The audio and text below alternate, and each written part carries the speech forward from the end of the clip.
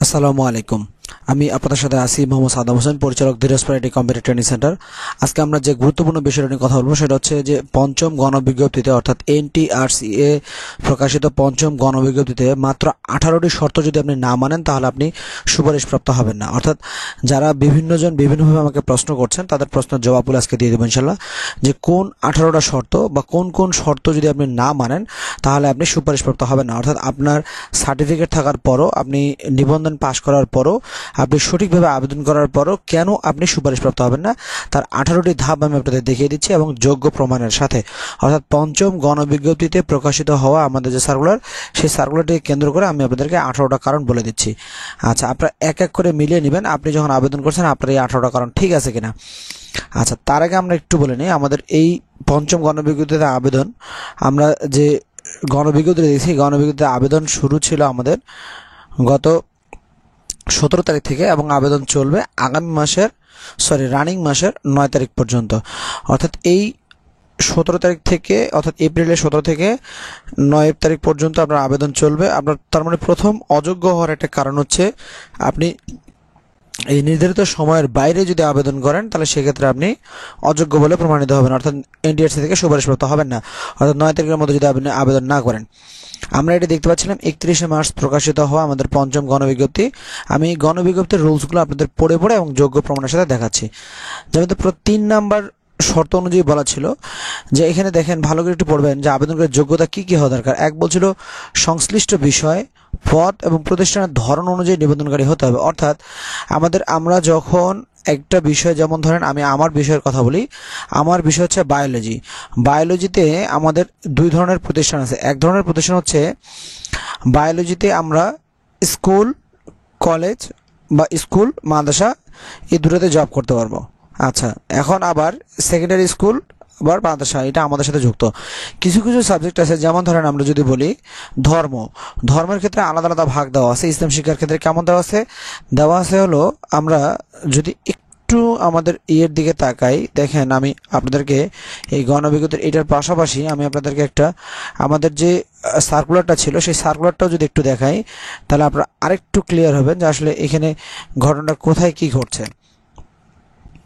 যেমন দেখেন, আমরা যখন 17তম নিবন্ধন আবেদন করছিলাম, অর্থাৎ গভর্নমেন্ট থেকে আমাদের যে 17তম নিবন্ধনের জন্য যখন প্রথম সার্কুলারটা হয়, সেই সার্কুলার কি বলছে আপনি 17তম, কারণ আমি আপনাদেরকে বলছিলাম যে যোগ্য প্রমাণের সাথে আমি আপনাদেরকে এটা মিলিয়ে দিব, যে যারা বিশেষ করে আমাকে প্রশ্ন করছেন বারবার, আপনাদের প্রশ্নগুলোর সমাধান আপনারা নিজেরাই পেয়ে যাবেন ইনশাল্লাহ। আচ্ছা, আমরা এখানে সাবজেক্ট ওয়াইজ বিষয়গুলো দেখবো যে আসলে কোন সাবজেক্টের ঘটনাটা কি ঘটছে, কেন আপনি যোগ্যতার প্রমাণ দেওয়ার পরেও, অর্থাৎ আপনার কাছে এনটিআরসি সনদ থাকার পরেও আপনি এনটিআরসিতে চাকরি পাবেন না পাওয়ার কারণটা কি, সেই বিষয়টা আমরা এক এক করে দেখব। আমি পিডিএফটা ওপেন করে নিচ্ছি। আচ্ছা, আমি কথা বলছিলাম যে আমাদের সহকারী শিক্ষক ধর্ম। দেখেন, যেই প্রতিষ্ঠান যিনি, অর্থাৎ একজন ব্যক্তি যিনি যখন নিবন্ধনের আবেদন করেন 17তম প্রিলিমিনারির জন্য, তখন যিনি 15 নম্বর কলামের জন্য আবেদন করছিলেন, অর্থাৎ নিম্ন মাধ্যমিক বিদ্যালয়, মাধ্যমিক বিদ্যালয় এবং উচ্চ মাধ্যমিক বিদ্যালয়, অর্থাৎ আপনি শুধু ডিএসএইচই অথবা ডিএসএইচি ডিটিই এই দুই ধরনের প্রতিষ্ঠানের জন্য আপনি আবেদন করতে পারবেন। বিষয়টা হচ্ছে কেমন, যে ডিটিইটা কেন, ডিএসএইচি হচ্ছে আমাদের ভিত্তি, অর্থাৎ একটা মাধ্যমিক ও উচ্চ মাধ্যমিক বিদ্যালয়, অর্থাৎ সেকেন্ডারি এবং হায়ার সেকেন্ডারি। আর ডিটিই কেন, এটা এই মাধ্যমিক এবং উচ্চ মাধ্যমিক বিদ্যালয়ের সাথে সংযুক্ত হচ্ছে একটা টেকনিক্যাল প্রতিষ্ঠান। আচ্ছা, এখন আপনি এই দুই ধরনের প্রতিষ্ঠানে আবেদন করতে পারবেন। অর্থাৎ আপনি যদি 15তম কি বলছে টপিক অনুযায়ী, অর্থাৎ আপনার যে 15 নম্বরের যে আবেদনটা ছিল এই অনুযায়ী যদি আপনি আবেদন করে থাকেন এবং এই অনুযায়ী যদি আপনার সার্টিফিকেট হয়, তাহলে আপনি অবশ্যই এই ধরনের, অর্থাৎ এই দুই ধরনের প্রতিষ্ঠানে আবেদন করতে পারবেন। আবার যদি সহকারী শিক্ষক ধর্ম আপনি যদি আবেদন করে থাকেন ডিএসএইচডিটি, সরাসরি সেকেন্ডারি অ্যান্ড টেকনিক্যাল ইনস্টিটিউট, দেখেন মাধ্যমিক, কারিগরি ও vocational secondary and secondary technical institute অথবা দাখিল টেকনিক্যাল মাদ্রাসা, অর্থাৎ আপনি যদি এই ধরনের এই 16 নম্বর টপিকে যদি আবেদন করে থাকেন, অর্থাৎ মাধ্যমিক ও টেকনিক্যাল কারিগরি প্রতিষ্ঠান এবং দাখিল ভোকেশনাল মাদ্রাসা, তাহলে আপনি কিন্তু এই 16তম সার্টিফিকেটধারী হলে আপনি কিন্তু কখনোই সহকারী শিক্ষক ধর্ম, সেটা আপনার নিজ নিজ ধর্ম, ইসলাম হোক, হিন্দু হোক, বৌদ্ধ হোক, খ্রিস্ট হোক, আপনি কিন্তু এই secondary and higher secondary school এবং মাদ্রাসা কিন্তু আবেদন করতে পারছেন না। অর্থাৎ এখানে যেমন ধরেন এগুলো শুধু স্কুলগুলোর জন্য আবেদন করতে পারবেন, অর্থাৎ 15তম জন্য যারা আবেদন করছিলেন অর্থাৎ সহকারী শিক্ষক ধর্ম, আপনি তাহলে এই 3 ধরনের প্রতিষ্ঠান অর্থাৎ 2 ধরনের প্রতিষ্ঠান অর্থাৎ ডিএসএসি এবং ডিটি এই দুটোতে আবেদন করতে পারছেন। আর যিনারা আবার সরাসরি এই 16তম টপিকের উপর সার্টিফিকেট পেয়ে গেছেন, আপনারা কিন্তু এই ধরনের প্রতিষ্ঠান ছাড়া অর্থাৎ মাধ্যমিক ও কারিগরি প্রতিষ্ঠান এবং সাথে দাখিল ভোকেশনাল মাদ্রাসা ছাড়া আপনি কিন্তু কখনো সরাসরি ডিএসএসি অথবা ডিএমইতে আবেদন করতে পারছেন না। আচ্ছা, এটা কিন্তু ছিল প্রথম শর্ত আমাদের। যেমন দেখেন আমাদের প্রথম শর্ত কি বলছিল, তাহলে সংশ্লিষ্ট বিষয়, পদ ও প্রতিষ্ঠানের ধরন অনুযায়ী নিবন্ধনধারী হতে হবে। অর্থাৎ আপনি যদি আপনার বিষয় অর্থাৎ ধর্ম হোক, আপনার অন্যান্য যে ধর্ম হোক না কেন, আমি একটা দিয়ে উদাহরণ দিলাম, অর্থাৎ সংশ্লিষ্ট বিষয়, সংশ্লিষ্ট পদ অথবা প্রতিষ্ঠানের ধরন ছাড়া আপনি যদি নিবন্ধনকারী না হন তাহলে আপনি অযোগ্য হিসেবে প্রমাণিত হবেন। আচ্ছা, 2 নাম্বার কি বলছে, এটার আরেকটা শর্ত বলছে, ইন্টারসি কর্তৃক প্রকাশিত সম্মিলিত মেধা তালিকার অন্তর্ভুক্ত এবং বেসরকারি শিক্ষক নিবন্ধন পরীক্ষা গ্রহণ ও প্রত্যয়ন নীতিমালা 2006 সংশোধিত মোতাবেক বৈধ সনদধারী হতে হবে। আচ্ছা, এটা ঠিক আছে, আলহামদুলিল্লাহ। আমাদের এখানে দেখার কোনো বিষয় নেই, আমাদের এখানে দেখার বিষয়টা আমাদের একটা বিষয় ছিল 3 নম্বরের প্রথম শর্ত হলো সংশ্লিষ্ট বিষয়, পদ এবং প্রতিষ্ঠানের ধরন অনুযায়ী আপনাকে নিবন্ধন করতে হবে। আচ্ছা, এটা গেল একটা শর্ত। আমি আপনাকে প্রথমে বলছিলাম যে 18টা শর্ত আপনাকে মেনটেন করতে হবে, অর্থাৎ এই 18টা শর্তের ভিতর কোনো একটার ভিতর যদি আপনি পড়েন তাহলে আপনি এনটিআরসি থেকে আপনার চাকরিটা হবে না। আচ্ছা, আমরা দ্বিতীয় শর্ততে চলে যাই। শর্ত নম্বর 2, তাহলে প্রথম শর্ত হলো আমাদের একটা, শর্ত নম্বর 2 পঞ্চম গণবিজ্ঞপ্তিতে শর্ত নম্বর 2 এর 4 নম্বর কলামে বলা হচ্ছে যে শিক্ষা মন্ত্রণালয়ের মাধ্যমিক উচ্চ শিক্ষা বিভাগ এবং কারিগরি মাদ্রাসা শিক্ষা বিভাগ থেকে জারিকৃত সর্বশেষ জনবল কাঠামো এমপি নীতিমালা অনুযায়ী প্রার্থীকে আবশ্যিকভাবে কেবলমাত্র তার শিক্ষক নিবন্ধন সনদে উল্লিখিত বিষয়, সংশ্লিষ্ট পদ ও শিক্ষা প্রতিষ্ঠানে আবেদন করতে হবে। অর্থাৎ দেখেন, নিবন্ধন সনদে উল্লিখিত বিষয়, সংশ্লিষ্ট পদ ও শিক্ষা প্রতিষ্ঠান, অর্থাৎ এখানে দেখেন আমি যে বিষয়টা আপনাদের একটু দেখাচ্ছিলাম, যেমন এই যে ধর্ম দিয়ে আপনাদেরকে বুঝালাম।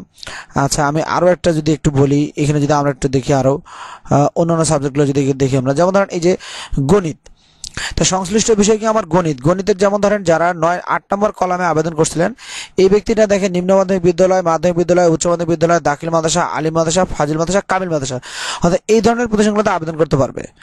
আবার যারা 9 নম্বর কলাম অনুযায়ী সহকারী শিক্ষক গণিতের শিক্ষক হিসেবে আপনি আপনার সার্টিফিকেট গ্রহণ করছেন, আপনি কিন্তু শুধুমাত্র মাধ্যমিক কারিগরি ভোকেশনাল ইনস্টিটিউট এবং দাখিল ভোকেশনাল মাদ্রাসা এই ধরনের প্রতিষ্ঠানে আবেদন করতে পারবেন। অর্থাৎ এই 9 নম্বর কলামে যারা সার্টিফিকেট ধারী, আপনি 8 নম্বর কলামে আবেদন করতে পারবেন না। যিনি 8 নম্বর কলামের সার্টিফিকেট ধারী, আপনি কিন্তু 9 নম্বর কলামে যেতে পারবেন না। যদিও আপনার এখানে দুজনেই সহকারী শিক্ষক গণিত এবং দুজনকারী শিক্ষকগত যোগ্যতা কিন্তু সেম ছিল, তাহলে এই সহকারী শিক্ষক গণিত হওয়ার পরেও 9 নম্বর কলামের ব্যক্তিরা 8 নম্বর কলামে বা 8 নম্বর কলামের ব্যক্তিরা 9 নম্বর কলামে যেতে পারছে না। এটা হলো আপনার দ্বিতীয় শর্ত। এখন প্রশ্নটা হচ্ছে যে আমি যখন আবেদন করব, আমার রোল, আমার ব্যাচ, আমার রেজিস্ট্রেশন নাম্বার দিয়ে যখন লগ ইন করবো, তখন আমি কোন প্রতিষ্ঠানটা পাবো? হ্যাঁ, অবশ্যই ভাই, আপনি যে ব্যক্তিটা এই মুহূর্তে আমার ভিডিও দেখছেন, আপনি যদি ধরেন আপনি গণিতের শিক্ষক, তাহলে আপনি কিন্তু ভাই গণিতে যখন আবেদন করবেন, আপনার রোল, ব্যাচ এবং রেজিস্ট্রেশন মধ্যে আপনি কিন্তু এই 2 ধরনের 8 নম্বর এবং 9 নম্বর কলাম 2 ধরনের কলামের প্রতিষ্ঠানগুলোই পাবেন। তো সেক্ষেত্রে আপনি অবশ্যই বিবেচিত হবেন না কোনটা। আপনার সার্টিফিকেট যদি হয় 8 নম্বর কলামের জন্য অর্থাৎ ডিএসএসই এবং ডিএমই, তাহলে আপনি অবশ্যই 9 নম্বর কলামের কোনো প্রতিষ্ঠান যদি আপনি সিলেকশন করেন, আর ভুলবশত যদি আপনি 9 নম্বর কলামের প্রতিষ্ঠানের জন্য যদি আপনি সুপারিশকৃত হয়ে থাকেন, তাহলে আপনার চাকরিটা হবে না। অথবা আপনি যদি 9 নম্বর কলামের সার্টিফিকেট ধারী হয়ে থাকেন কিন্তু 8 নম্বর কলামের কোনো প্রতিষ্ঠান সিলেকশন করেন, তাহলে আপনার যদি এবং সেটা যদি ভুলবশত যদি সিলেকশন হয়েও যায়, আপনি সুপারিশপ্রাপ্ত হন, আপনার কিন্তু ভাই চাকরিটা হবে না। এটা গেল কি বিষয়, সংশ্লিষ্ট পদ এবং শিক্ষা প্রতিষ্ঠান, অর্থাৎ আপনার কলাম অনুযায়ী আপনার যেই কলামের সার্টিফিকেট, সেই কলামের সার্টিফিকেট অনুযায়ী যদি আপনি কোনো প্রতিষ্ঠানে আবেদন না করেন।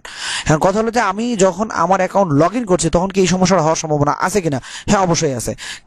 কখন আছে, যেসব সাবজেক্টের এই ধরনের বিষয় আছে, যেমন সহকারী শিক্ষক গণিত এই সাবজেক্টের জন্য এরকম হবে। আচ্ছা, আবার যেমন ধরেন এই যে সামাজিক বিজ্ঞান, এই সামাজিক বিজ্ঞান সাবজেক্টের ক্ষেত্রেও কিন্তু একই ধরনের সমস্যা, অর্থাৎ 2 ধরনের প্রতিষ্ঠানে কিন্তু অর্থাৎ 2 ধরনের সার্টিফিকেট ধারী কিন্তু 2 ধরনের প্রতিষ্ঠানে পাবেন, কিন্তু আপনাকে অবশ্যই দেখতে হবে যে আপনি আপনার সার্টিফিকেট অনুযায়ী আবেদন করছেন কিনা। আচ্ছা, তাহলে এটা গেল হচ্ছে আমাদের 2 নম্বর শর্ত। অর্থাৎ আমরা তাহলে এইমাত্র 2টা শর্ত দেখলাম, আমরা টোটাল শর্ত দেখবো না 18টা, যে 18টার ভিতরে যে কোনো একটা যদি আপনার সাথে মিলে যায় তাহলে কিন্তু আপনার চাকরিটা হবে না। আচ্ছা, অবশ্যই নেক্সট পরবর্তী আমাদের 3 নম্বর শর্ত বলা হচ্ছে প্রার্থীর বয়স 1 জানুয়ারি 2024 তারিখ পর্যন্ত 35 বছরের কম হতে হবে। অর্থাৎ যাদের বয়স অর্থাৎ সার্টিফিকেট আছে কিন্তু আপনি 17তম সার্টিফিকেট বা 16তম সার্টিফিকেট, যেহেতু পঞ্চম গণবিজ্ঞপ্তি অনুযায়ী শুধুমাত্র 16 এবং 17তম নিবন্ধনকারীরা আবেদন করতে পারছেন। আপনার যদি বয়স 1 জানুয়ারি 2024-এর মধ্যে 35 বছরের মধ্যে হয়ে থাকে তবে আপনি আবেদন করতে পারবেন। অর্থাৎ এতে যদি একদিন বেশি হয় তাহলে আপনি অযোগ্য বলে বিবেচিত হবেন, অর্থাৎ আপনার চাকরিটা হচ্ছে না। 4 নম্বর শর্ত ভাই, 4 নম্বর শর্তের ব্যাপারে এই প্রশ্নটা আমি বারবার প্রতিদিন এতজনের শুনছি। কথা হচ্ছে কেন শুনতেছি, কারণটা হচ্ছে ভাই হয়তো যারা আমার প্রিভিয়াস ভিডিও দেখে থাকবেন তাদের একটু বলি, আমি গত 17 তারিখ থেকে শুরু করে আজকে পর্যন্ত মোটামুটি সারা দেশে প্রায় 50-এর উপর আমি আবেদন করে ফেলছি অনলাইন, অর্থাৎ রোল রেজিস্ট্রেশন ব্যাচ দিয়ে, অর্থাৎ যারা আমার মাধ্যমে আবেদন করছে। তো এই যেসব শিক্ষকরা আমার মাধ্যমে আবেদন করছে তাদের সবারই কাজ করতে গিয়ে আমি অনেক বিষয় নিজে জানলাম এবং আগে থেকে যা জানতাম সবকিছু মিলিয়ে এই ভিডিওটা, যে বিশেষ করে যারা আবেদন প্রশ্ন করছেন আমি একাধিক আবেদন করতে পারবো কিনা বা 72 ঘন্টা পরে এটা ডিলে হওয়ার সম্ভাবনা আছে কিনা, অথবা আমি পরে টাকা পরিশোধ দেওয়ার সম্ভাবনা আছে কিনা। ভাই 6 নম্বর কলমে বলা হচ্ছে পঞ্চম গণবিজ্ঞপ্তির প্রত্যেক আবেদনকারী নিবন্ধন সনদ অনুযায়ী একই পর্যায়ে স্কুল অথবা কলেজ যে কোনো এক পর্যায়ে একটি মাত্র আবেদন করতে পারবেন। অর্থাৎ দুইটা আবেদন করার কোনো সম্ভাবনা নাই, সুযোগও নেই। অর্থাৎ একজন ব্যক্তি একটা নিবন্ধন সনদ দিয়ে শুধুমাত্র একটাই আবেদন করতে পারবেন। যারা বিভিন্নভাবে তথ্যগুলো ছড়াচ্ছে যে নাম প্রকাশে অনিচ্ছুক এনটিআরসি এর একজন ঊর্ধ্বতন কর্মকর্তা এই কথা বলছে, ভাই এগুলো একদম ভুল কথা, এগুলোর কোনো ভিত্তি নাই ভাই, এগুলো ভিত্তি ধরবেন না। আপনি পঞ্চম গণবিজ্ঞপ্তির যে আমাদের যে সার্কুলার, সেই সার্কুলার দেখেন, সেই সার্কুলার 6 নম্বর কলমে বলা হচ্ছে যে একজন ব্যক্তি তার সার্টিফিকেট দিয়ে অর্থাৎ যে কোনো এক পর্যায়ে অর্থাৎ স্কুল অথবা কলেজ যে কোনো এক পর্যায়ে সার্টিফিকেট দিয়ে শুধুমাত্র একবার আবেদন করতে পারবে, একটা। আচ্ছা, তাহলে আপনি একের অধিক দ্বিতীয় আবেদন করতে পারছেন না, তাহলে আপনি একবার আবেদনে যদি কোনো ক্রমে ভুল করে ফেলেন তাহলে কিন্তু আপনার সেই ভুলের মাসুলটা আপনাকে দিতে হবে। অর্থাৎ সেই হিসেবে দেখাচ্ছে যে আপনি চাকরি আপনার চাকরিটা না হওয়ার সম্ভাবনা আছে। যেমন ধরেন কিরকম হতে পারে আমি একটু বলি।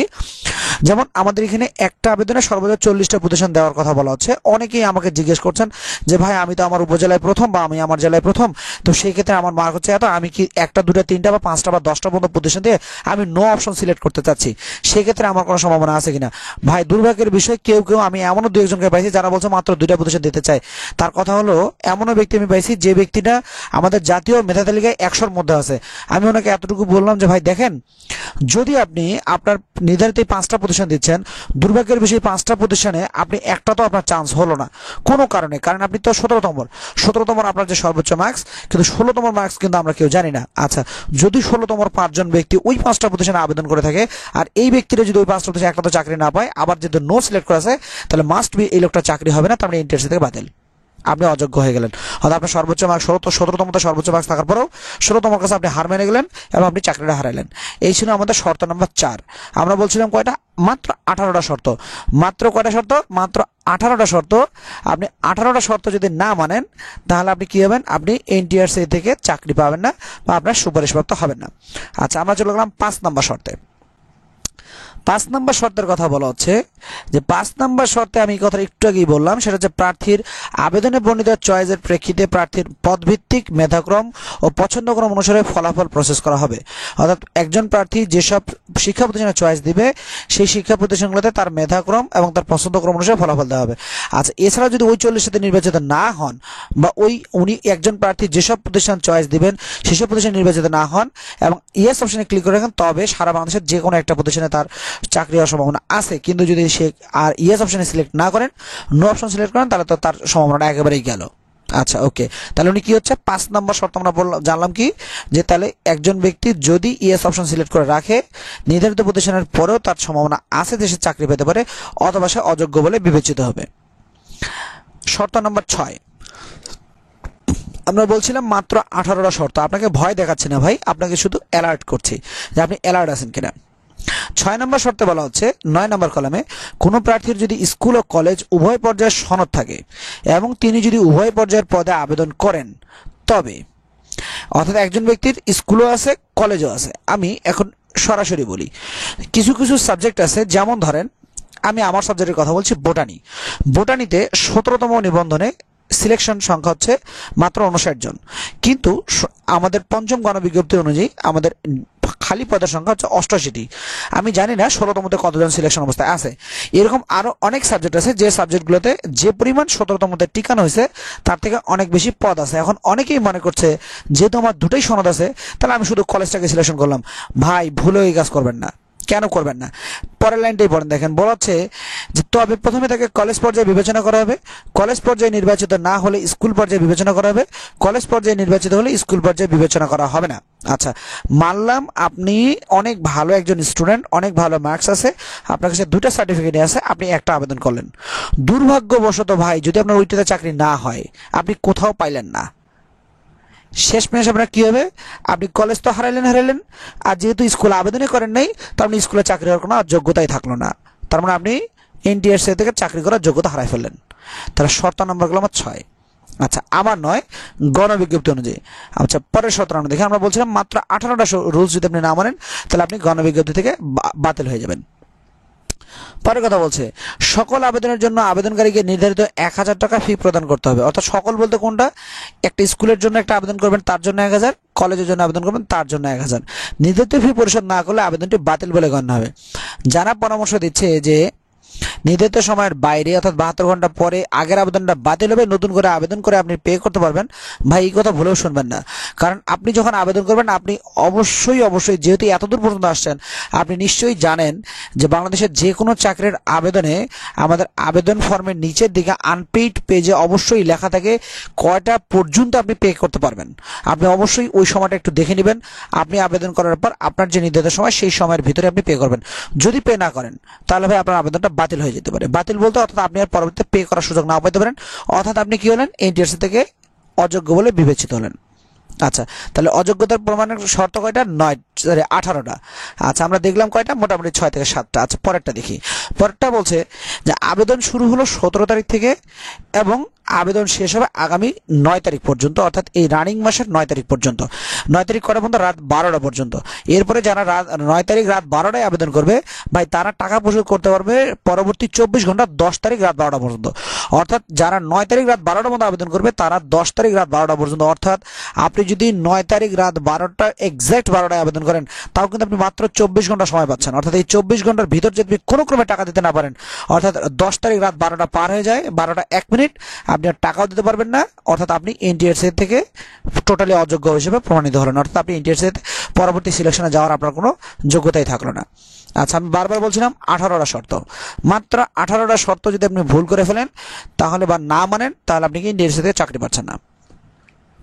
পরেরটাতে বলা হচ্ছে খুবই গুরুত্বপূর্ণ একটা টপিক, বলছে যে মাধ্যমিক ও উচ্চশিক্ষা বিভাগের স্মারক নাম্বার একটা দিয়ে বলা হচ্ছে তারিখ 25/1/2024 ইং খ্রিস্টাব্দ মূলে জারিকৃত পরিপত্রের 7 নং অনুচ্ছেদ মোতাবেক কর্মরত শিক্ষকদের, অর্থাৎ যারা এই মুহূর্তে 14তম 15তম বা আরো পুরাতন কোনো সার্টিফিকেট নেই অথবা 16তম সার্টিফিকেটধারীরা চাকরি করছেন এবং এমপিওভুক্ত বা ইন্ডেক্সধারী হয়ে গেছেন। আচ্ছা, সমপদে আবেদন করার সুযোগ নেই, অর্থাৎ আপনি স্কুলে চাকরি করেন, স্কুলে আবেদন করতে পারবেন না, অযোগ্য। স্কুলের জন্য স্কুলে চাকরি, স্কুলের জন্য অযোগ্য। অথবা কলেজে করেন, কলেজে আবেদন করতে পারবেন না, কলেজের জন্য অযোগ্য। হ্যাঁ, উল্টা দিকে আপনি স্কুলে চাকরি করেন, আপনার কলেজের সার্টিফিকেট আছে, অবশ্যই আপনি আবেদন করেন। অথবা আপনি কলেজে চাকরি করেন, আপনি স্কুলে চাকরি করেন, অবশ্যই আবেদন করতে পারেন। তবে কখন অযোগ্য হবেন? যদি আপনার একই পর্যায়ে সার্টিফিকেট থাকবে। আমার সাথে অনেকেরই কথা হচ্ছে যাদের 15তম 16তম 17তম তিনটাতেই স্কুল পর্যায়ের বা তিনটাতেই কলেজ পর্যায়ের সার্টিফিকেট আছে এবং তিনি এমপিওভুক্ত, এবং ওনার কথা হচ্ছে বর্তমানে আমি ভাই 15তমতে যে মার্কস পাইছি, 16তমতে তার থেকে বেশি, 17তমতে তার থেকেও বেশি। এখন ভালো কলেজ বা ভালো প্রতিষ্ঠানে আসার জন্য বলছে আমার কি আরেকবার আবেদনের সুযোগ আছে কিনা? না ভাই, একই পদে আরেকবার আবেদনের কোনো সুযোগ নেই। সেই কথাটা বলছে কয় নম্বরে? 12 নম্বর। তার মানে আপনি আরেকবার আবেদনের যদি সুযোগ নেই, তাহলে আপনি অযোগ্য। আচ্ছা, পরের শর্ততে বলা হচ্ছে 13 নম্বর শর্ত, পঞ্চম গণবিজ্ঞপ্তি 13 নম্বর শর্ত অনুযায়ী বলা হচ্ছে এমপিওভুক্ত প্রার্থীর একটি পর্যায়ের স্কুল কলেজ একাধিক শিক্ষক নিবন্ধন সনদ থাকলে উক্ত প্রার্থী একই পর্যায়ে আবেদন করতে পারবেন না।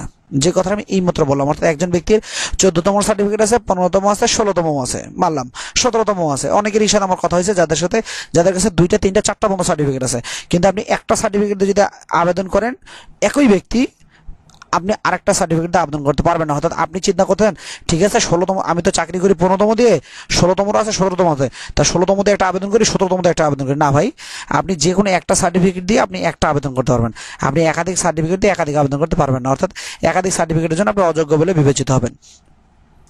আচ্ছা, আমাদের পরের শর্ত, তাহলে শর্ত কয়টা পড়লাম আমরা একটু গুনে নেই। এখানে শর্ত পড়লাম হলো 4টা, এখানে 6টা 10টা। আচ্ছা, আমরা 11 নম্বর শর্তে আছি, কারণ শর্ত আমার টোটাল হলো 18টা। এই মুহূর্তে শর্ত নম্বর 11। আচ্ছা, শর্ত নম্বর 11-র কথা বলা হচ্ছে, যদি কোনো প্রার্থী কোনো বেসরকারি শিক্ষা প্রতিষ্ঠানে চাকরিরত অর্থাৎ এমপিওভুক্ত বা ইন্ডেক্সধারী হওয়া সত্ত্বেও তথ্য গোপন করে আবেদন করে নির্বাচিত হন।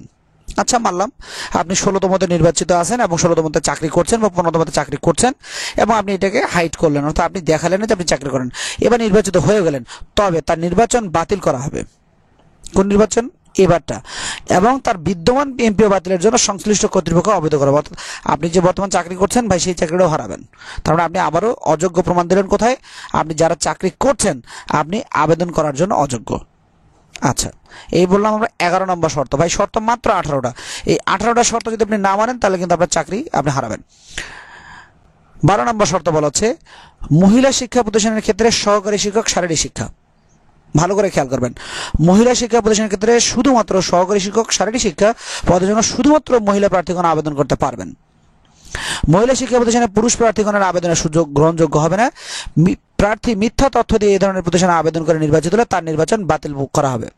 এক্ষেত্রে আমি বলি, আমি এখন পর্যন্ত চুয়াডাঙ্গার একজনকে পাইছি যিনি প্রার্থী মহিলা, কিন্তু দুর্ভাগ্যজনকভাবে তার প্রথম যখন উনি ওনার মানে 17তম নিবন্ধনের আবেদন করেন তখন ভুলবশত উনি ফিমেল হলেও মেল কোটাতে উনি আবেদন করছিলেন এবং ওই মেল অবস্থাতেই উনি রিটেন দিয়েছেন, মেল অবস্থাতেই ভাইবা দিয়েছেন। সেই এবার ওনার সার্টিফিকেটে চলে আসে। দুর্ভাগ্যের বিষয় ওনার সার্টিফিকেটে এখন ফিমেল নয় ভাই, মেল দেখাচ্ছে। এখন কথাটা হচ্ছে, এই ব্যক্তিটা হচ্ছে মেল কিন্তু আসলেই হচ্ছে ফিমেল, কিন্তু এই আসলেই ফিমেলটা এখন মেল হিসেবে কি মেল ফিমেলের কোনো প্রতিষ্ঠানে যেতে পারবে? আবার আমি এবার নাম প্রকাশ অনিচ্ছুক একজনের কথা বলছি। আমি একজনকে পাইছি যিনি মূলত মেল কিন্তু হয়ে আছে ফিমেল। এখন তাহলে উনি কি ফিমেল কোটা পাবেন যেহেতু ওনার সার্টিফিকেটে ফিমেল? না, এই কথাটাই বলা হচ্ছে। তার মানে এই ব্যক্তিটা, এই যে দুইজন, যিনি মেল হয়ে ফিমেল এবং যিনি ফিমেল হয়ে মেল, অর্থাৎ আপনার সার্টিফিকেট যদি এরকম হয়ে থাকে তাহলে আপনিও চাকরি তো পাবেনই না, পাবেন না, আপনি আবেদন করার সুযোগ পাবেন না। আচ্ছা, তার মানে আপনি অযোগ্য হিসেবে বিবেচিত হচ্ছেন। আচ্ছা, পরের টপিক আমাদের 17 নম্বর বলা হচ্ছে, 17 নম্বর সহকারী শিক্ষক ধর্ম ও নৈতিক শিক্ষা। এই বিষয়ে প্রথম দিকে কথা বলছিলাম। ধর্ম ও নৈতিক শিক্ষা পদে চাকরি প্রত্যাশী আবেদনকারীকে অবশ্যই সে ধর্মের অনুসারী হতে হবে। মিথ্যা তথ্য দিয়ে আবেদন করলে নির্বাচন বাতিল করা হবে। এটা একটা মজার বিষয় বলে, আমার কাছে খুব ক্লোজ এক ভাই আসছে যাকে আমি চিনি, জানি, ঠিক আছে? সেই ভাই ইসলাম শিক্ষা নিয়ে পড়াশোনা করছেন কিন্তু ধর্মে অন্য। উনি ইসলাম শিক্ষা নিয়ে অনার্স পাস করছেন, কিন্তু দেখেন এখানে যে কথাটা বলা হচ্ছে যে ইসলাম শিক্ষা নিয়ে আপনি শুধু অনার্স পাস করলেই হবে না ভাই, আপনি ইসলামের উপর আপনি এখন নিবন্ধন করছেন বলে আপনি ইসলামে চাকরি করবেন। দেখেন 17 নম্বর কলমে এই কথাই বলা হচ্ছে, সহকারী শিক্ষক ধর্ম ও নৈতিক শিক্ষা পদে চাকরি প্রত্যাশী আবেদনকারীকে অবশ্যই সে ধর্মের অনুসারী হতে হবে। অর্থাৎ আপনি ভিন্ন ধর্মের অনুসারী হয়ে আপনি আমার ধর্মের সার্টিফিকেট নিয়ে এই ধর্মের চাকরি করবেন, হবে না ভাই, মিথ্যা তথ্য গোপন করলে। এটা খুবই খুবই গুরুত্বপূর্ণ একটা বিষয়। তার মানে যারা এখনো আমাদের ইসলাম মানে যে যা ধর্মই হোক না কেন, অন্য কোনো ধর্ম সেটা হতে পারে, আমি সে কথা বলছি না, কিন্তু নিজের ধর্ম বাদ দিয়ে অন্য ধর্মে পড়াশোনা করে সার্টিফিকেট গ্রহণ করলেও আপনি সেই ধর্মে চাকরি করতে পারবেন, অর্থাৎ আপনি অযোগ্য বলে বিবেচিত হবেন। আচ্ছা, পরের শর্ত বলা আছে, ই অ্যাপ্লিকেশন ফর্ম পূরণের ক্ষেত্রে আবেদনকারীর নামের বানান সহ অন্যান্য তথ্যাদি নিবন্ধন সনদে বর্ণিত তথ্যের অনুরূপ হতে হবে। যারা আমাকে বারবার এই প্রশ্নটা করছেন, বিশেষ করে ভাই আমার নামের বানান ভুল আছে, আমার বাবার নামের বানান ভুল, মায়ের নামের বানান ভুল, এখন আমি কি করব? আমার অনেকে পরামর্শ দিচ্ছে কি, ভাই আপনি এনটিআর সাথে যোগাযোগ করেন, বানান ভুল সংশোধনের জন্য আবেদন করেন। আরে ভাই, আপনি আজকে বানান ভুল কেন দেখতে যাচ্ছেন? আপনি যখন আবেদন করছেন তখন দেখেন নাই, যখন রিটার্ন দিয়েছেন তখন দেখেন নাই, যখন সার্টিফিকেট দিয়েছে গত 1 মাস আগে তখন দেখেন নাই, তাহলে এতদিন করতে পারেন নাই। এখন যদি আপনি আবেদনের সময় দেন, আপনি ভাই কয়দিনের সমাধান হবে? তখন কি আপনার সমস্যার সমাধান হবে? এখানে কি বলছে দেখেন, 18 নম্বর বলছে যে ফর্ম পূরণের ক্ষেত্রে আবেদনকারীর নামের বানান সহ অন্যান্য তথ্যাদি নিবন্ধন সনদে বর্ণিত তথ্যের অনুরূপ হতে হবে। অর্থাৎ বিশেষ করে অনেকে বলছেন এলাকার নাম নিয়ে সব থেকে বেশি সমস্যা আসছে, যে ভাই আমার গ্রামের নাম্বার বানান ভুল আসছে, আমার মানে পোস্ট অফিসের নামের বানান ভুল আসছে, বা যা ভুল আসছে এখন তাই মানে নেন, নতুন করে আর এটা আপনি মানে ঠিকঠাক করার চেষ্টা না করারই আপনার জন্য বুদ্ধিমানের কাজ হবে। এটাই বলছে, নামের বানান নিবন্ধন সনদে অনুরূপ না হলে, দেখেন নামের বানান নিবন্ধন সনদের অনুরূপ না হলে বা ভুল বানান ব্যবহার করলে কম্পিউটার প্রসেসিংয়ে বিভ্রাট ঘটবে, যার দায় সংশ্লিষ্ট আবেদনকারীকে বহন করতে হবে। অর্থাৎ ওনাদের আপনাকে সিলেকশন করতে না পারলে, অর্থাৎ আপনি যদি সিলেকশন না হন, অর্থাৎ এনটিএসসি থেকে যারা যদি আপনি সুপারিশপ্রাপ্ত না হন, তাহলে এর দায়ভার সম্পূর্ণটাই আপনার, কারণ আপনি কেন ভুল করলেন, অর্থাৎ আপনি এনটিএসসি থেকে অযোগ্য বলে বিবেচিত হবেন। আচ্ছা, আমরা পরের শর্তটা পড়ি। শর্ত পড়বো মোট মাত্র 18টা।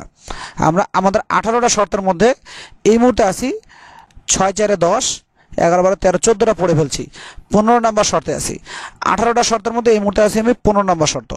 শর্ত নম্বর 15 নম্বর শর্ত বলছে যে সকল পদের বিপরীতে ফিমেল কোটা প্রদর্শিত হবে সে সকল পদে শুধুমাত্র মহিলা প্রার্থীগণ আবেদন করবেন। এই কথাটা আমি একটু আগেও বললাম। যেমন আমার কাছে এক ভাই আছে যিনি আবেদন করার সময় ভুল করে তার মেলটা ফিমেল হয়ে গেছিল, এবং এক বোনও আছে যিনি ফিমেল কোটায় মেল হয়ে গেছে। তাহলে সেই ক্ষেত্রে এটা বলা হচ্ছে যে সকল পদের বিরুদ্ধে, অর্থাৎ যেখানে ফিমেল কোটা আছে সেখানে শুধু ফিমেলরাই আবেদন করতে পারবে, মেলরা আবেদন করতে পারবে না। যদিও আপনি মেল কিন্তু আপনার সার্টিফিকেট ফিমেল, ভাই সার্টিফিকেট ফিমেল হলেই কিন্তু আপনি সেখানে আবেদন করতে পারছেন না। আমি এবার খুব কাছাকাছি একটা আপনাদের মানে বাস্তব ঘটনা বলি। সর্বশেষ ঘটে যাওয়া গত 8ই মার্চ আমাদের দ্বিতীয় ধাপের দিনাজপুর যে প্রাথমিক সহকারী শিক্ষক নিয়োগের পরীক্ষা ছিল, সেই প্রাথমিক সহকারী শিক্ষক নিয়োগ পরীক্ষায় আমাদের দিনাজপুর জেলার একটা সেন্টারে এই ঘটনাটা ঘটছে। সেটা অনেকেই হয়তো বা জানেন, সেটা হচ্ছে আমাদের দিনাজপুর জেলার চেরাডাঙ্গি উচ্চ বিদ্যালয়ে। এটা ছিল মেল কোটার একটা সেন্টার, কিন্তু এই চেরাডাঙ্গি উচ্চ বিদ্যালয়ে একজন ছিলেন ফিমেল, যার আবেদন ফর্মে ছিল মেল। শুধু আবেদন ফর্মে মেল হওয়ার কারণে পুরো একটা সেন্টারে সকল পরীক্ষার্থী ছিল মেল, কিন্তু একজন ফিমেল, উনিও মেল হিসেবে ওই সেন্টারে পরীক্ষাটা দিচ্ছেন।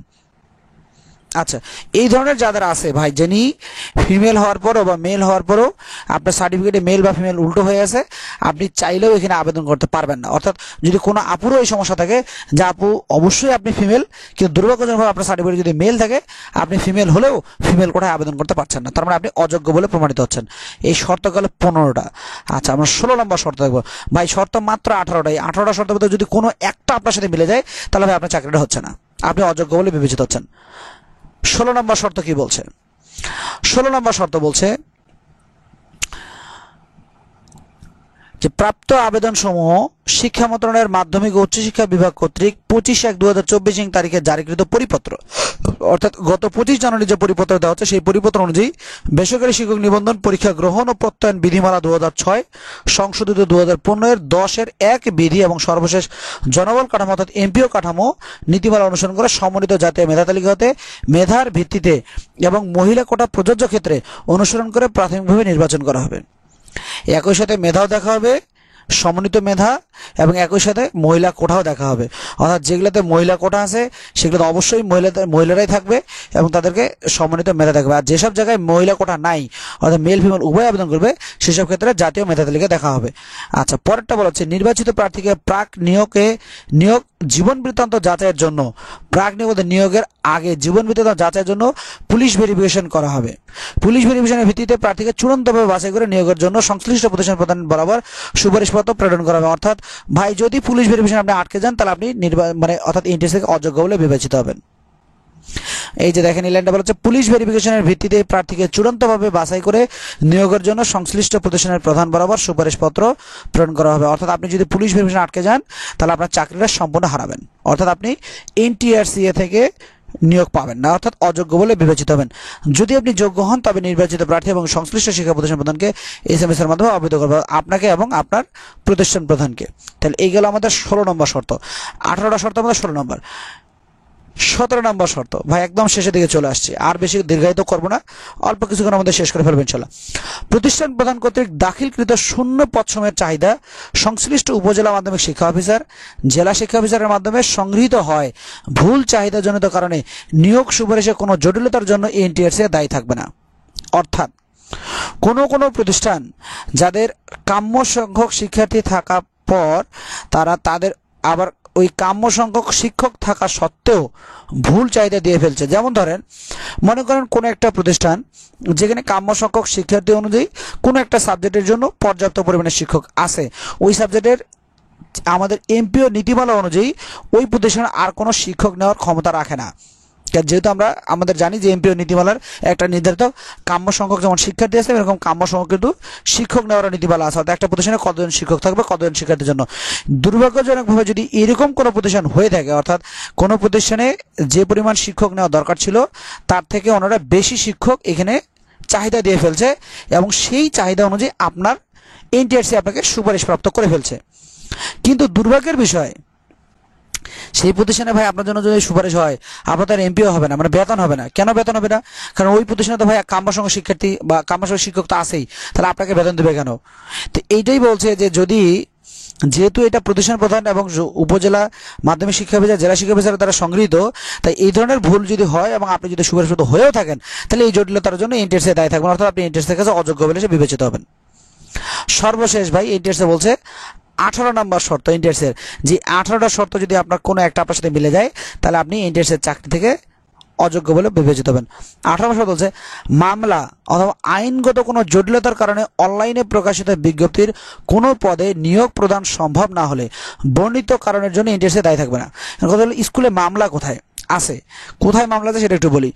পুরনো যেসব টিচাররা আছে, অনেক পুরনো, 5 বছর 10 বছর 15 বছর আগে, সহজভাবে বুঝাই বলি, যেমন বিশেষ করে কম্পিউটার টিচার যারা আছে, ওই সময়ে কম্পিউটারের মাত্র 6 মাসের একটা সার্টিফিকেট যেন তেন প্রতিষ্ঠান থেকে কালেক্ট করে জমা দিলেই তারা কম্পিউটার টিচার হওয়ার যোগ্যতা রাখতো এবং তাদের চাকরি হয়েছে, এতদিন বেতনও হয়েছে। আচ্ছা, শুধু এখন কম্পিউটারকে কেন্দ্র করে কথাটা বললাম, শুধু কম্পিউটারদের বলছি না, এরকম আরো অনেক সাবজেক্টই আছে যে সাবজেক্টগুলো ওই প্রতিষ্ঠানে, যেমন অনেক ক্ষেত্রে দেখা গেছে কিছু কিছু প্রতিষ্ঠান সায়েন্স আছে আর্টস নাই, কিন্তু দুর্ভাগ্যজনকভাবে ওনারা আর্টস নেওয়ার জন্য আবেদন করছে এবং আর্টস ওনারা পায় নাই বা অনুমোদন হয় নাই বোর্ড থেকে, কিন্তু ওনারা আর্টসের জন্য শিক্ষকও নিয়ে ফেলছে। এরপরে সেই শিক্ষকের বেতনও ধরা হয়েছিল প্রথম যেহেতু ওনারা টিচার মানে সাবজেক্ট পাবে, কিন্তু সাবজেক্ট না পাওয়ার কারণে পরবর্তীতে সেই টিচারের বেতন বন্ধ হয়ে গেছে।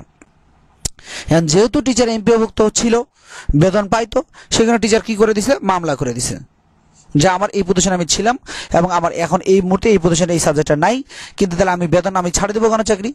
তো এই ধরনের যদি কোনো জটিলতার আইনি জটিলতা বা মামলা থাকে কোনো প্রতিষ্ঠানের, আর সেইটার যদি ওনারা চাহিদা দিয়ে থাকে কোনো প্রতিষ্ঠান প্রধান, আর সেই চাহিদা অনুযায়ী যদি আপনার চাকরি হয়, মানে অর্থাৎ আপনাকে যদি এনটিআরসি সুপারিশপ্রাপ্ত করে, তারপরেও কিন্তু আপনি এমপিও নীতিমালায় কিন্তু আপনি বেতনও পাবেন না, আর এর জন্য কিন্তু এনটিআরসি পরবর্তীতে কোনো দায়ভারও নেবে না। অর্থাৎ এই ছিল এনটিআরসি এর 18টা শর্ত। অর্থাৎ এনটিআরসি থেকে আপনি এই মাত্র 18টা শর্ত যদি না মানেন, তাহলে আপনার কি হবে, আপনার চাকরিটা হচ্ছে না।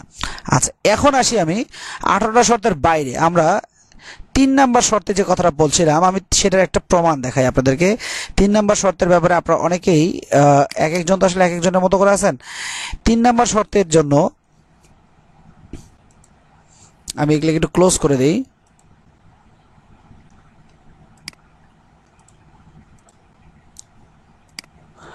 আচ্ছা, 3 নম্বর শর্ত বলতেছে, দেখেন, সংশ্লিষ্ট বিষয়, পদ এবং প্রতিষ্ঠানের ধরন অনুযায়ী নিবন্ধনকারী হতে হবে। এই বিষয়টা আমি আপনাদের আরেকটু ক্লিয়ার করে দিই, খোলাসা করে, তাহলে আপনাদের জন্য আরেকটু সহজ হবে। আচ্ছা, আমি আপনাদের বলছিলাম আসলে 3 নম্বরের আমাদের যে কলামের সংশ্লিষ্ট বিষয়, পদ এবং প্রতিষ্ঠানের ধরন অনুযায়ী নিবন্ধনধারী হতে হবে, এটা একটা উদাহরণ দেখানোর জন্য বলছিলাম। দেখেন, আমি আপনাদের উদাহরণগুলো দেখাই। একজনের সার্টিফিকেটে দেওয়া, যেমন দেখেন যে type of non government educational institution, এটা হচ্ছে হায়ার সেকেন্ডারি স্কুল, কলেজ অথবা মাদ্রাসা। আচ্ছা, ঠিক আছে, এখন কথা হলো, একই ব্যক্তি হায়ার সেকেন্ডারি স্কুলে চাকরি করতে পারবে, কলেজে চাকরি করতে পারবে, মাদ্রাসায় চাকরি করতে পারবে। আচ্ছা, এটা হলো ওনার সার্টিফিকেটে দেওয়া, অর্থাৎ ডিএসএইসি হবে, ডিটিও হবে, অর্থাৎ ডিএমইও হবে। আচ্ছা, ওকে, হলো স্কুল, কলেজ, মাদ্রাসা 3টাতেই।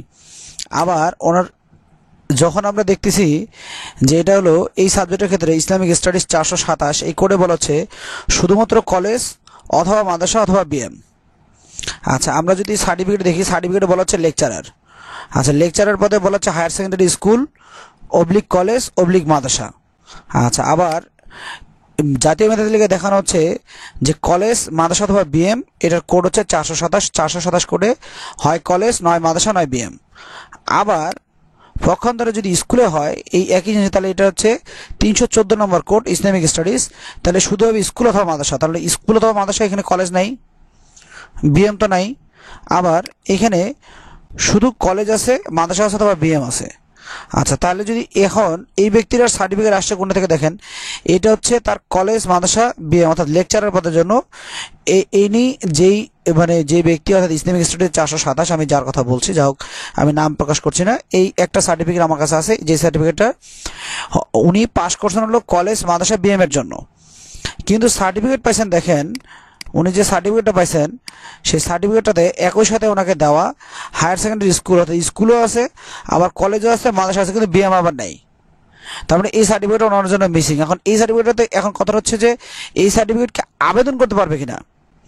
ভাই, সব থেকে কষ্টের যে বিষয়টা, এই ব্যক্তিটা এখন আবেদনই করতে পারতেছে না। এই ব্যক্তিটা যখন আবেদন করতে যায়, এই ব্যক্তিটা এখন মেসেজ দেখানো হচ্ছে যে এই ব্যক্তিটা নিয়ে নেয়, অর্থাৎ এনটিআরসি এর সাথে এই ব্যক্তির কোনো যোগাযোগ নাই, অর্থাৎ এই ব্যক্তিরা এনটিআরসিতে আবেদন করতে পারবে না। অর্থাৎ এটা আবেদনের লিঙ্ক, যে লিঙ্কটা উনি যে আবেদন করবে, আবেদনের লিঙ্কই আসে না ওনার। কেন আসে না? এটা ইনভ্যালিড অ্যাক্টিভিটি দেখাচ্ছে।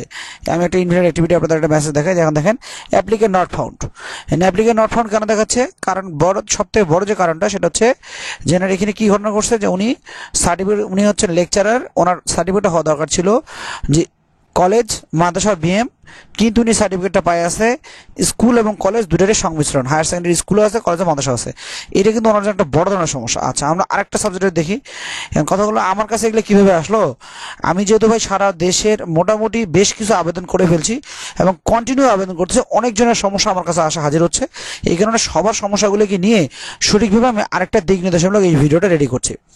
এটা একটা দেখেন, এটা একটা সাবজেক্ট হচ্ছে পলিটিক্যাল সায়েন্স, যার স্কুলের কোড হচ্ছে 304 এবং স্কুল হলে স্কুল হবে, মাদ্রাসা হবে। নিশ্চয়ই কলেজ এখানে দেখতে পাচ্ছেন আমরা, স্কুল অথবা মাদ্রাসা। আচ্ছা, আবার যদি কলেজে হয়, এটার কোড হচ্ছে 404, তখন হবে কলেজ, মাদ্রাসা অথবা বিএম। এটাও কিন্তু পলিটিক্যাল সায়েন্স। অর্থাৎ 304 হচ্ছে স্কুল, স্কুল এবং মাদ্রাসা, ভালো করে দেখবেন, স্কুল এবং মাদ্রাসা।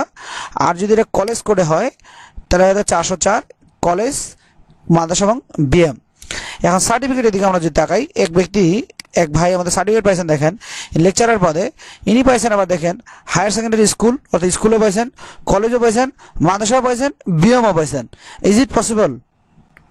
এই ব্যক্তিরও একই সমস্যা দেখাচ্ছে, কি ইনভ্যালিড লগ ইন। অর্থাৎ আমরা যখন লগ ইন করতে যাচ্ছি এই অ্যাকাউন্টটা, তখন কি হচ্ছে, এনার আসে অ্যাপ্লিকেন্ট নট ফাউন্ড। এই অ্যাপ্লিকেশনটা পাওয়া যাচ্ছে না। কেন পাওয়া যাচ্ছে না? না পাওয়া যাওয়ার সব থেকে বড় কারণ হলো তার যে সার্টিফিকেটটা হয়ে আছে, অর্থাৎ তার রোল, এটা এনটিআরসি থেকে যে হায়ার সেকেন্ডারি স্কুল, কলেজ, মাদ্রাসা এবং বিএম চারটাই। অর্থাৎ দেখেন স্কুলের যে ইয়েটা ছিল, কলেজের ছিল 404 কোডের কলেজ, মাদ্রাসা, বিএম, এই তিনটাও আছে। আবার স্কুলের ছিল স্কুল, মাদ্রাসা, 304-এর সেটাও আছে। এখন তার সার্টিফিকেট দেখেন 304 এবং 404 মিলে স্কুল, কলেজ এই দুটো আছে। ধরেন স্কুল, কলেজ 304 কোডের, আবার কলেজ, মাদ্রাসা, বিএম হলো 404 কোডের। এখন দুইটা কোডের সংমিশ্রণ এই সার্টিফিকেটটা আসার কারণে লেকচারার পোস্ট কিন্তু এই ভাই আমাদের আবেদন করতে পারছেন না, বা এই আপু আমাদের আবেদন করতে পারছেন না। এখন আপনাদের যাদের এই ধরনের সমস্যা আছে, তো আপনার সার্টিফিকেটে যদি আপনি যে লেভেলে টিকে আছেন সেই লেভেলের সার্টিফিকেট না পায়, যদি আপনার এরকম সংমিশ্রণ করে সার্টিফিকেট হয়ে থাকে, তাহলে কিন্তু আপনিও এনটিআরসি আবেদন করার জন্য অযোগ্য বলে বিবেচিত হবেন। অর্থাৎ এটা কোনটা শর্ত বলছে? 3 নম্বর শর্ত বলছে ভাই। দেখেন, সংশ্লিষ্ট বিষয়, পদ এবং প্রতিষ্ঠানের ধরন অনুযায়ী নিবন্ধনকারী হতে হবে। অর্থাৎ সংশ্লিষ্ট বিষয়, অর্থাৎ আপনি 304 কোডের একজন পরীক্ষার্থী, আপনি 404 কোডের সার্টিফিকেট পাই বসে আছেন, অথবা 404 কোডের পরীক্ষার্থী 304-এর সার্টিফিকেট পাইছেন, অথবা 304-এর 404-এর একটা যে কোনো একটা সার্টিফিকেট, আপনি দুইটারই সংমিশ্রণের সার্টিফিকেট পাই বসে আছেন, তাহলে আপনি কিন্তু আবেদন করতে পারছেন না। অর্থাৎ আপনি এনটিআরসি নিয়ম অনুযায়ী অযোগ্য বলে প্রমাণিত হবেন। অর্থাৎ আমি আপনাদেরকে এনটিআরসি এর অর্থাৎ পঞ্চম গণবিজ্ঞপ্তির, এই যে আমাদের পঞ্চম গণবিজ্ঞপ্তিতে প্রকাশিত 1 থেকে 27টি টপিকের মধ্যে 18টি টপিক বাছাইকৃত, অর্থাৎ যে 18টি টপিকের কারণে আপনি এখানে অযোগ্য বলে বিবেচিত হবেন, সেই 18টা টপিক আপনাদেরকে হাইলাইট করে দেখালাম এবং আপনাদের মনের যে খুঁতখুঁত প্রশ্নগুলো, সেই খুঁতখুঁতানি প্রশ্নগুলোর সমাধান দেওয়ার চেষ্টা করলাম। আপনারা সবাই নিজে ভিডিওটা দেখবেন এবং অপরজনকে ভিডিওটা দেখে তার এই মনের যে সমস্যাগুলো আছে সেই সমস্যাগুলো সমাধানের চেষ্টা করবেন। আর নিজেরা আবেদন করতে যদি ভয়ভ্রান্তি পান, তাহলে অবশ্যই আমার সাথে যোগাযোগ করবেন। আমার নাম হচ্ছে মোহাম্মদ সাদ্দাম হোসেন, পরিচালক, Dinajpur IT computer training centre. আমার মোবাইল নাম্বার 01729657748। আমি আবারও বলছি, আমার মোবাইল নাম্বার 01729657748। যে কোনো প্রকার প্রয়োজনে অবশ্যই আমার সাথে যোগাযোগ করতে ভুলবেন না। সবাই ভালো থাকবেন, সুস্থ থাকবেন, নিরাপদ থাকবেন। দেখাবেন ইনশাআল্লাহ আগামী কোনো পর্বে। সে পর্যন্ত বিদায় নিচ্ছি। আল্লাহ হাফেজ। আসসালামু আলাইকুম।